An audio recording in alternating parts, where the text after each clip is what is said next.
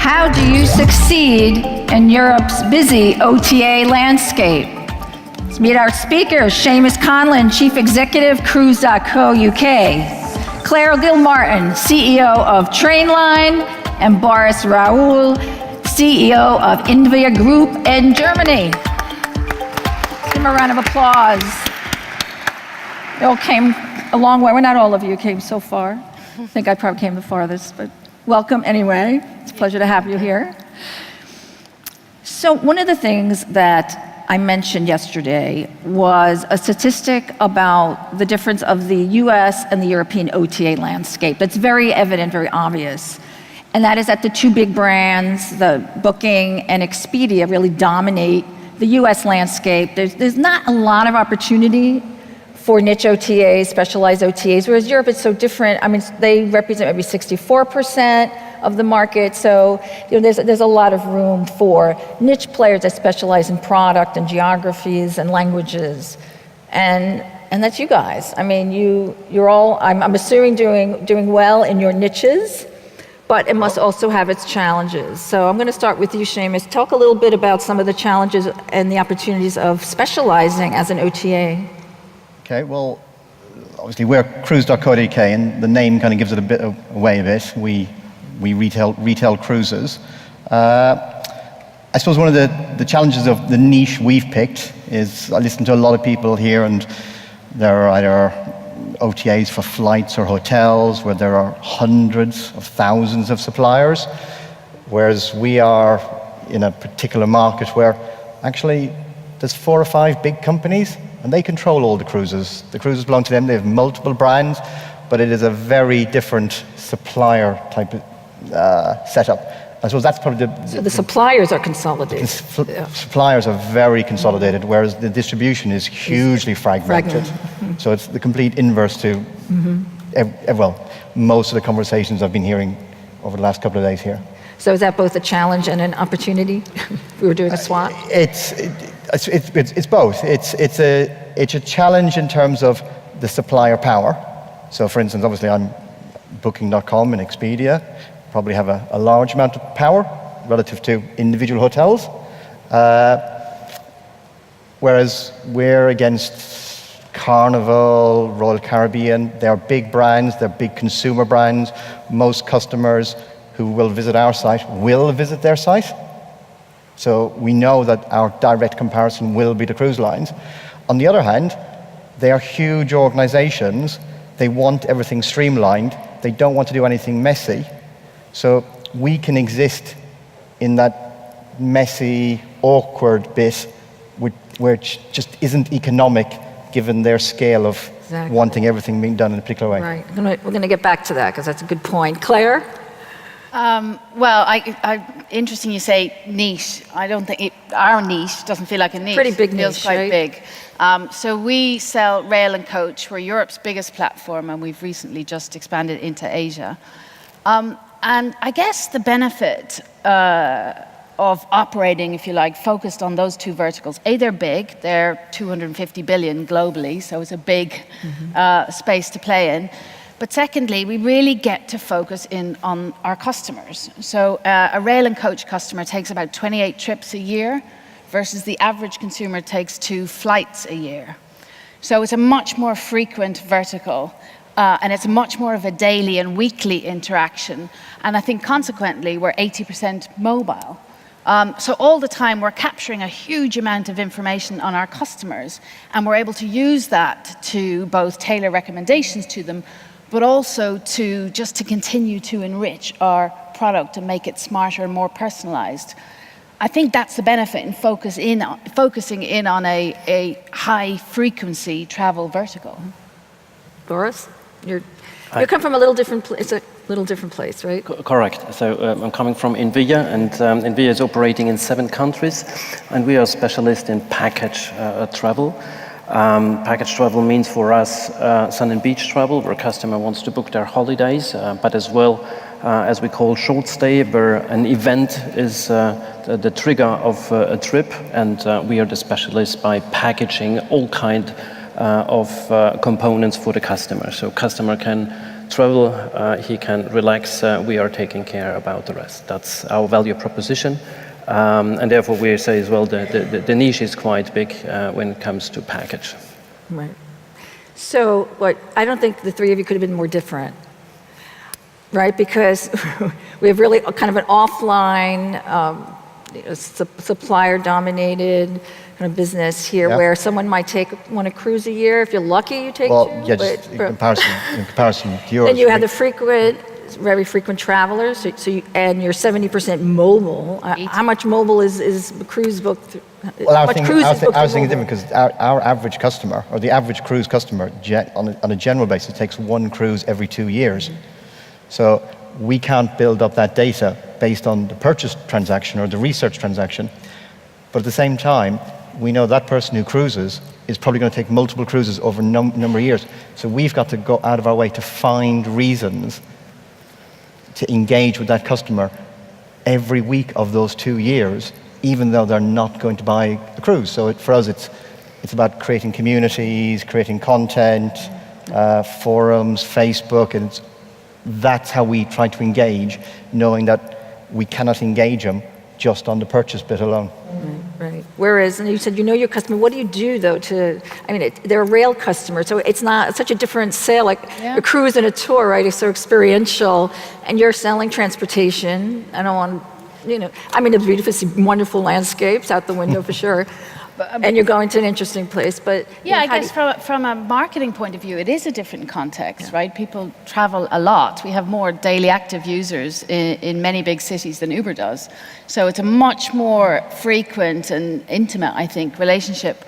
So marketing-wise, we start where a lot of people start. We build out content, global content around our destinations and our routes. And that helps us access, I think we sell tickets to people in 170 different countries through 15 different languages. But after that is where it gets really interesting, and I think the lines between marketing and product are blurring. There's a lot of the features we've built off of our data in the last few years, like price prediction or delay prediction or congestion prediction, where to get the best seat. All that sort of stuff allows us do relevant notifications and alerts to our customers, which is, I guess you could call it a form of marketing, but it's different. It comes on the back of being a high-frequency travel vertical. Right. Boris, how about you? In your brands, in terms of frequency, your customer, and how do you engage them?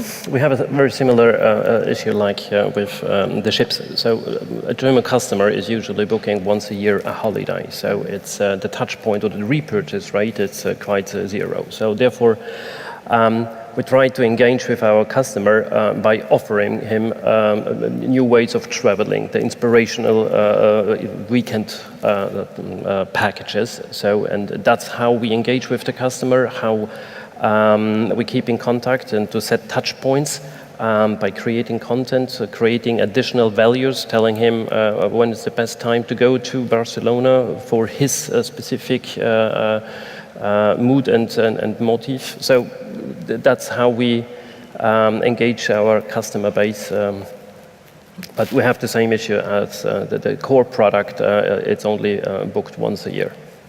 Once a year. So what is the runway or the kind of addressable market? It's pretty amazing when you think about how fragmented also the whole rail situation is.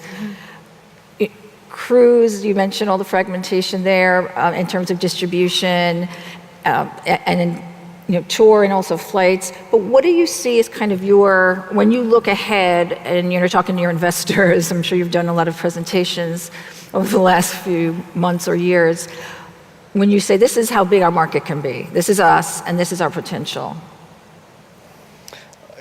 Well, cruising is an interesting market. Like, the size of the market is precisely known.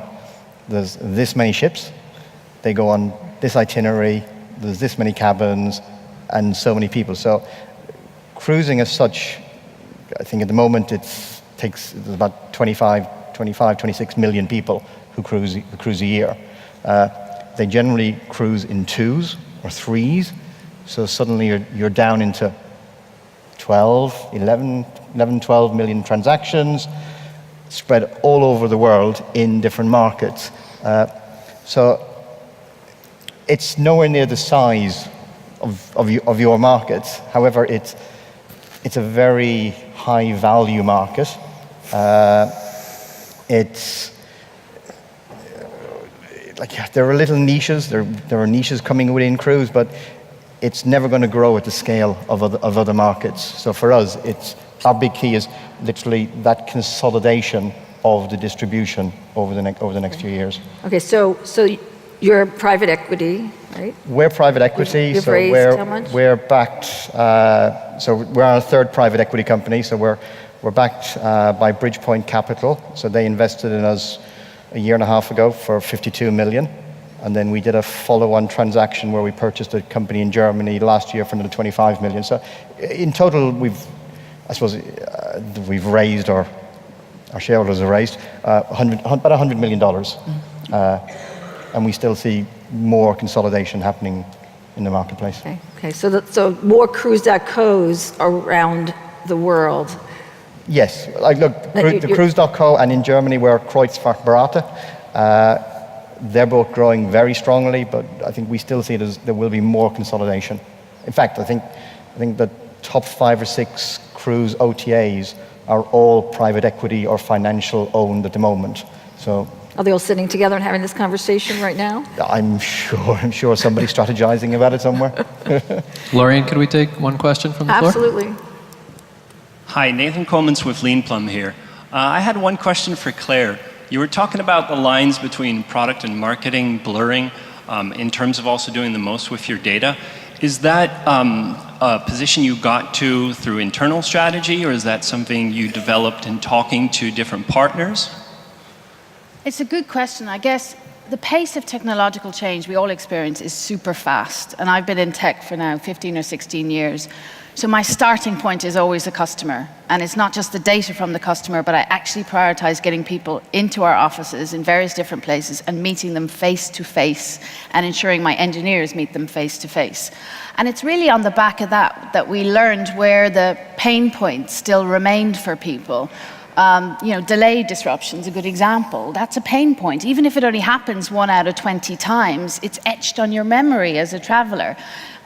So we've learned a lot from that sort of qualitative customer insight on what features we needed to build and develop and still need to build and develop. And we've married that qualitative insight with our quantitative data. And the question for you is, for Claire, what's your runway? I think the runway is huge. So it's a big travel vertical, as I said, over 200 billion, 250 billion, but bizarrely, 70% of it is still offline.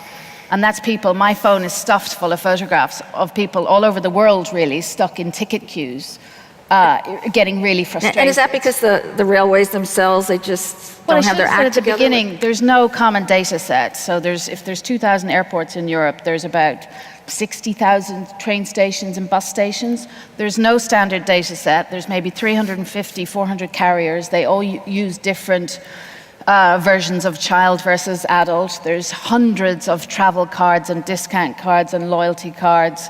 I mean, I could go on. There's probably 40 different types of e-ticket. It's very messy. And I think thus far, no one has managed to bring it all online into one simple experience or one simple app. That's probably part of the reason of why it's been so offline. So our biggest opportunity is bringing the offline online. But I mentioned earlier, 4 years ago we were 1 country. We're now 35 countries. We cover most of Europe in supply terms. And this year we did our first deal in Asia and Japan. So for you, it's not so much about acquisition, because there's nobody to really acquire. You just need to kind of partner and get the inventory and work through the bureaucracy of the railways, which I can imagine can be a little tricky. Yeah, hundreds of different APIs of varying degrees of documentation, and it's a bit like that. But for the most part, there's a real consumer benefit in bringing these verticals into the transport grid, if you like. We see that when you give someone a great app with real-time travel information, super seamless experience, people actually use rail and coach more, and specifically rail more. And that's a really good thing for the environment, for society. If we think decades out, it's just a good thing to move people from certainly personal cars into rail travel, and dare I say it, given the room I'm in, equally from short-haul air into rail. Right. And you move into bus as well, right? Yes, yeah. It's another kind of messy Yeah, undertaking, but similar. I mean, interestingly, the potential. first bus ticket we sold was for somebody who'd missed their train at midnight. Just to give you a sense of the Right. value of that adjacency. okay. And also private equity, how much have you raised? We don't need to raise. The business has been profitable, I think, for 10 plus years. Great. But we're owned predominantly by KKR. Okay, great. So Boris, and I kind of a rebirth for Unister and the brands there. So you feel like you kind of had a chance to do it over a bit, and as the brands come out there and get reborn, are they doing some things differently? Oh yeah, no, we take things differently. No, for us, the customer is as well in the focus. What we see from a market perspective, that still more than 60% of packages are sold offline, so there is a huge tailwind and channel shift from offline to online, especially when it comes to the sun and beach. And we see also some completely other segments like multi-stay, which is in our days still an offline product, which we would like to take online. So there is a huge room of improvement and growth. As mentioned, we have changed a lot. We have a new shareholder where it's very clear that the customer is in focus. And also being in a platform economy, knowing that the customer acquisition costs per se will get higher and higher, the only way of having a sustainable business will be by retaining. So therefore, the customer-centric strategy, it pays off, yes. So we talked about the kind of giant OTAs, and and then there's Google we just had earlier, and Airbnb. What's going to stop them from saying, "Hey, I'm going to be the consolidator of cruise. I'm going to start distributing rail." Right? Expedia has already Silver Rail, and I'm going to get into the tour operating business. Maybe not, but I mean, so what do the OTAs represent? Can they be potential threats to you or possible distributors of your product? I think I think Google pretty much said they were going to be in everything. So they're doing everything. Again, I think, look, for us, we have a product which, in our UK business, is very much kind of, yes, we have a website to generate demand, communities to bring those people, to excite them, to keep them constantly engaged, let them form communities and kind of reinforce the engagement of Cruise.co, but then that's generally booked via their personal concierge, who deals with them from the start of the transaction to the very end, and actually when they come home. You're not really an online business. Our German business, well, online in the sense that we have lots of people who come to our website, who engage, who talk to each other, who answer each other's questions, who advise each other. Part of our product, in the UK, part of our product is our concierges. So on our website, we promote our concierge. Who is this person? Who is Mary or John? Where have they been? What does their family look like? They all have their own Facebooks, their own blogs. So you pick your consultant, you know them, because they are our product. Yes, we sell cruises, but that's the cruise lines. In our German business, that's slightly different, because it's Germany, it's different automation. So 50% of all of our business in Germany is completely online business. So it's a different model. So in our German business, it's very online, but generally a higher marketing cost and a lower repeat rate. Whereas our UK business, it's a much lower marketing cost, but we would have a repeat rate of 65%. So your secret sauce is the travel specialist, and that's bringing the guest, the traveler, back into and to your point the network. About what makes us really work, it's actually having those individual concierges who help people, and people can pick them. And in the same way, I don't see the cruise lines wanting to get into that field. I don't really see the Googles wanting to get into that field. So what works? Is it more Google or Facebook for you? Facebook. Or Facebook. How about you, Claire? A bit of both. Bit of both. Okay, Boris? Yeah, as well. But for us, it's I think those Googles, they have their role in the customer journey. So, and just yesterday we had a talk here with Google, and they presented a new product where we will even supply them with our product. Why? Because they are in an inspirational phase, or people contact Google in an inspirational phase where we are not, because we're very much a transition-based company. So where I think there could be a good partnership between Google and us.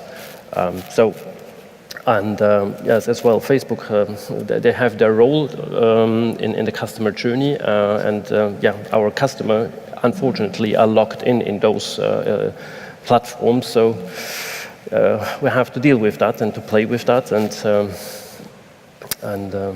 But will they go into travel? And I think that's the big question always: how strong will they become in that sector? So we think that they are very good in the upper funnel. Yeah, that's great. But when it comes to the lower funnel, then I think even Google has recognized that it's not their business.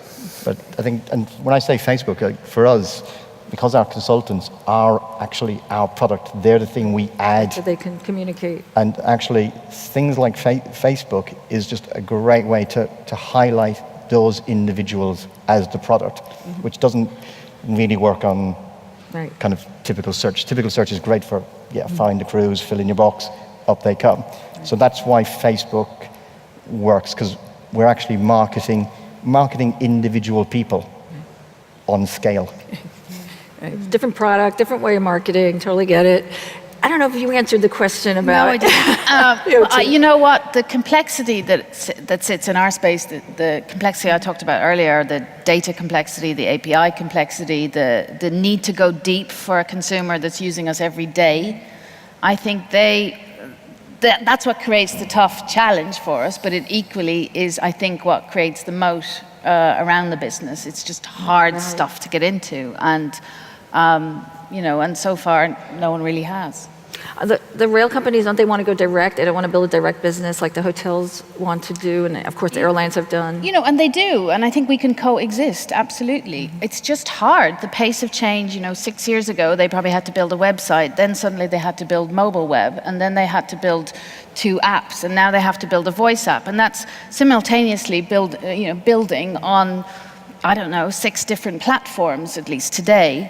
That's hard if your core skill is not online retailing and online experience. The primary, I think, concerns for a rail or a coach CEO are reliability and safety. So I think I've always thought our job in those verticals is to make sure that they're at the forefront of technology and to deliver a really world-class customer experience. And that's why I hope we partner well with our supply partners.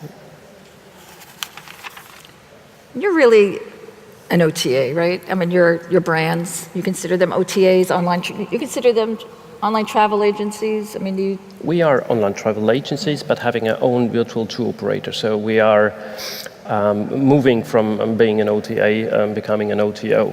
So, and what's the rationale behind? So what we have seen is that many of our suppliers today, they sometimes struggle with quality, if it's data quality or service quality. So whenever we see that we have to bridge the gap between the customer expectation and our third-party suppliers, so we bridge that with our own services. Yeah. And therefore, we do have a substantial part of our business done by ourselves, being our own tour operator. I think we have time for one more question, so I'm going to ask a tough one. If you could start all over, what would you do differently? I can start with you, Boris. Not much different, to be honest. I very much believe in the benefit of a package OTA, because customers, they should just take care Not about... one thing you did? Yeah. Okay. So, no, it's... What would do? Yeah, mobile would have been earlier on the product roadmap, yes. Yeah, interesting. Okay, so you feel like maybe that's something that... We have been a little bit too late on mobile, yes. So, that's what I would have maybe changed to. Okay. Claire? Well, I'm 4 years into my journey. We have a great data science team now. I would have hired them on day 2. I would have just built more data science into everything that we do. And tech, right? You would have been more ahead. Okay. Seamus? I think when I first came into the business, we tried to do the whole, do everything online, book online, and we did all that. So we created Book Online. And I think I probably overestimated the importance of the pure online bit as opposed to that personal relationship and finding a way to use the online world, the new online world to promote and amplify that. We did tech and then decided no, we needed to untech. So now that you've all kind of gotten to know each other, what would you say you have in common? Probably share some customers, right? Yeah. I think that we probably share some customers I use her being app. in the room. There you go. Beautiful. Ladies and gentlemen, Seamus, Clare, and Boris, thank you very much. Thank you. Thank you for that.